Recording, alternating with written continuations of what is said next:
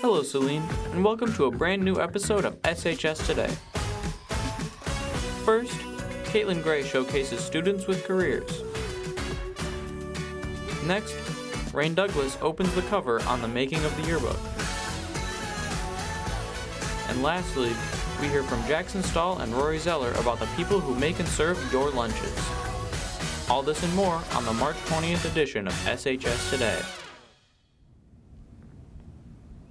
Good morning, Hornets. I'm Chloe Swantek. And I'm Sarah Yousif. With it being the week before spring break, many students are looking forward to some much-needed rest and relaxation. I know I am. Until then, let's take a look at this week's news. On a bit of a pressing note, construction around the school is due to begin on March 21st. A new weight room and STEAM center are some of the new additions to the school. During that time, the front part of the building, including the attendance office and front loop, will be closed. Therefore, the new entrance to the building will become the East Auditorium. The main offices will still be accessible from the inside part of the building. Additionally, more handicap spots are being added to the East lot. More communication about the construction will be sent out soon. Sarah, you're graduating soon. Did you ever have a high school job? I had a few, but sometimes it felt hard to find opportunities that related to my own career. Well, many students are in the same boat. Let's explore what Saline students have been doing to gain experience. Caitlin Gray gives us a new perspective. Students around Saline High School are not only hardworking in class, but out of it too. From customer service to producing a product, Salinian peers share their experience in the workplace. So my first job was doing the Saline's Live video crew. I first started doing this in November of my freshman year. For the job, we would basically just record different sports events most of the time. And I just say it's a lot of fun being able to be with people and doing something, especially with something that you guys all enjoy doing. My current job, which is also my first job, is teaching kids at Taekwondo. It's impacted me in my school life and everything, just giving me a different perspective of what's going on and everything. According to Saline students, having a job has boosted their responsibility and work ethic. However, these aren't the only skills student employees can gain. My job definitely allowed me to grow as a person from getting to view people from a lot of different perspectives, especially from getting to see little kids and see where everyone came from, different places, different backgrounds, but also just the way each kid talks and interacts with you. I would say I chose this job for the experience because I've always really been into video. I love it. And so I decided that it seemed like a good job to get, since that's pretty much what it is. I get paid to do something I enjoy. These aren't the only careers students have. From personal businesses, school organizations, and family restaurants, career choices remain diverse. But is having a job for everyone?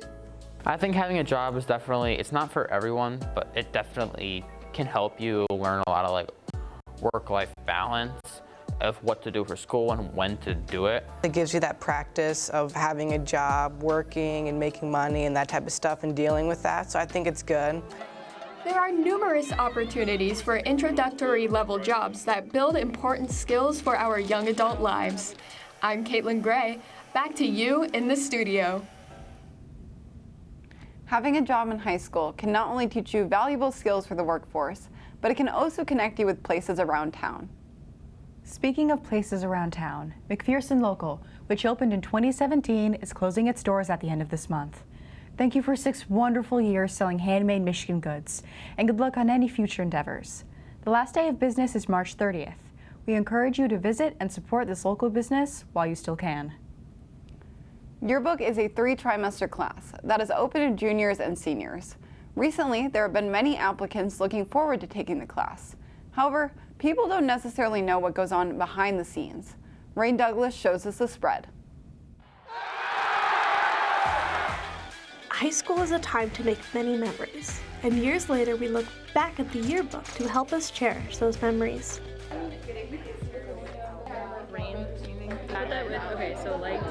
The yearbook class is typically a 3-trimester class. That is an alternate to English 11. The yearbook is also a self-sustaining class.